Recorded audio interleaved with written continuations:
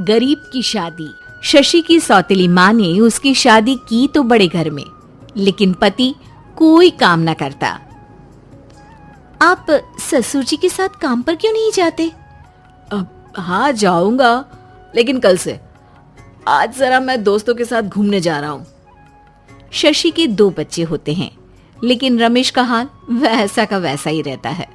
एक दिन, सुनिए ना, बच्चा रो रहा है, इसके दूध के लिए पैसे नहीं है।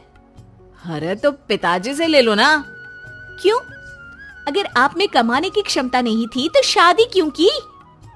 तभी घर आई बड़ी ननद बोल पड़ती है, आहा, तुम्हारी माँ को साफ साफ कह दिया था कि लड़का ना कमाता है ना कभी कमाएगा। हम 4 बहनें हैं इसका ख्याल रखने के लिए, और पिताजी का इतना सारा पैसा, तुम्हें किस चीज की कमी रखी है? लेकिन थोड़े ही सालों में तकदीर बदल जाती है।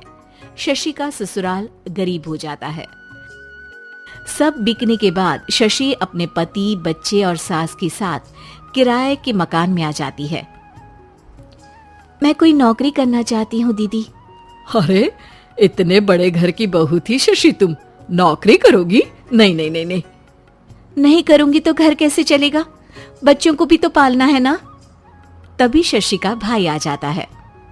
शशि, ये ले राशन का सामान, किसी भी तरह की कोई भी जरूरत हो तो बताना। भाई, अब मैं नौकरी करूंगी। देख बहन, वैसे तो मैं तेरे साथ हूं, लेकिन हाँ, मैं ये भी चाहता हूं कि तू अपने पैरों पर खड़ी हो जा। शशि को एक प्ले स्कूल में छोटे बच्चों को संभालने की नौकरी मिल जाती है। एक दिन, शशि, मेरे स्कूल को अब तुम संभाल लो, मैं कुछ दिनों के लिए अपने बेटे के पास जा रही हूँ।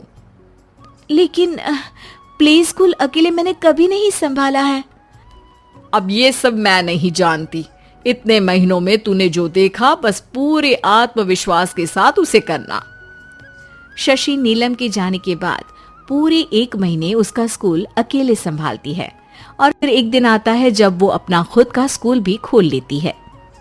वाह शशि, तुमने आज मेरा सर गर्व से ऊंचा कर दिया। तुम्हारा यही आत्मविश्वास तुम्हें बहुत आगे ले जाएगा। नीलम, बहुत आगे जाने की चाह नहीं है, बस ये छोटा सा स्कूल मेरे बच्चों की अच्छी शिक्षा में मेरी मदद करे, यही मैं चाहती हूँ। शशि थोड़े थोड़े पैसों से ही अपना परिवार पाल रही थी। एक दिन उसके घर उसकी बड़ी ननद आती है।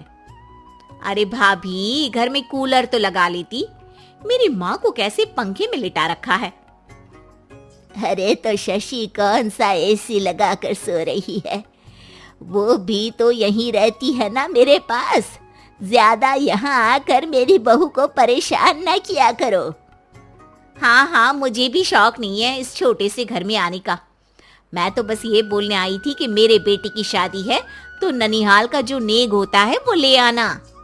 हाँ, जितना बनेगा कर देंगे, और ना हुआ ना तो वो भी नहीं करेंगे। तभी शशि बोल पड़ती है, अरे नहीं माँ जी, रीटा घर की बेटी है, उसके ससुराल वाले उससे शादी पर पूछेंगे कि मायके से क्या मिला। रीटा, तुम मुझे सामान की लिस्ट भेज देना, मैं पूरी कोशिश करूंगी कि तुम्हारी हर डिमांड को पूरा करें। अच्छा, मैं खाना लगाती हूँ। शशि ये बोलकर किचन में चली जाती है। धीरे धीरे कर शशि किसी न किसी तरह अपनी सारी ननदों की डिमांड भी पूरी करती, बच्चों की ख्वाहिशें भी, और उनकी पढ़ाई के लिए पैसे जोड़ती। एक दिन जब शशि का बेटा 12वीं पास करके आता है, माँ, अब तुझे काम करने की जरूरत नहीं है, मैं अब कोई ना कोई नौकरी करके पढ़ाई भी साथ कर लिया करूंगा। शशि को लगता है कि बेटा और आगे पढ़ाई करे, लेकिन वक्त की मार के कारण वो बेटे को काम के लिए हाँ कर देती है। अब बेटा एक बैंक में चपरासी बन जाता है। लड़का देखने में तो बड़ा अच्छा है, अंग्रेजी भी पटर पटर बोलता है, फिर चपरासी क्यों? लड़का सारी बात मैनेजर को बता देता है। अच्छा, तो मैं तुझे एक मौका देता हूँ, तू यहाँ रहकर दूसरे डिपार्टमेंट का भी काम सीख। अगर तू किसी एक का भी काम अच्छे से सीख गया तो मैं तुझे यहाँ टेबल चेयर में बैठने वाली नौकरी दे दूंगा। लेकिन एक दिन शशि की ननद उसे फोन करती है।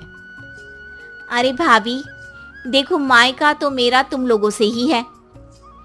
मैंने आपके बेटे और मेरे भतीजे प्रदीप के लिए यहाँ एक नौकरी देखी है, पूरे 5,000 मिलेंगे।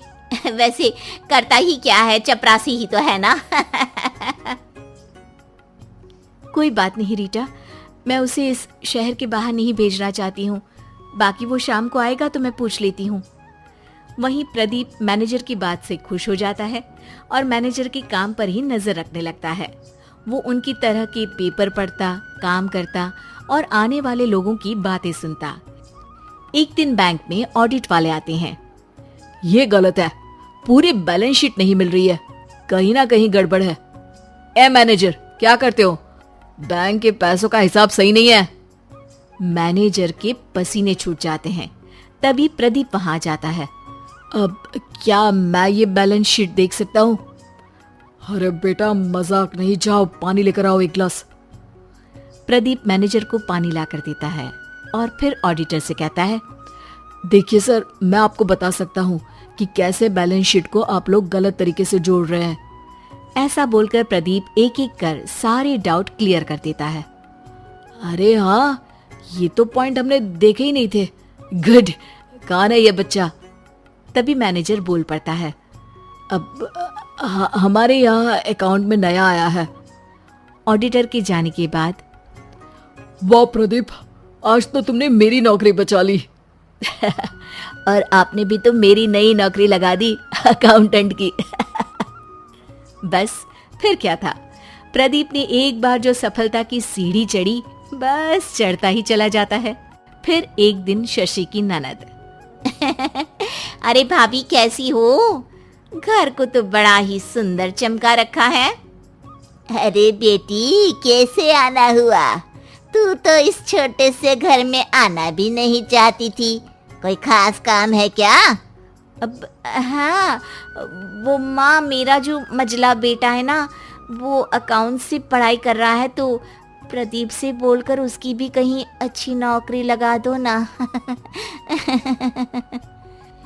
सास और शशि समझ जाते हैं कि कैसे पैसे आते ही लोगों के बात करने के तरीके से लेकर रिश्ते निभाने तक में बदलाव आ जाता है। उम्मीद है कि आपको हमारी ये कहानी पसंद आई होगी। कृपया हमारे चैनल को सब्सक्राइब करें और सभी अपडेट्स के लिए बेल आइकन जरूर क्लिक करें। और हाँ, वीडियो लाइक और शेयर करना मत भूलिएगा। Bye bye.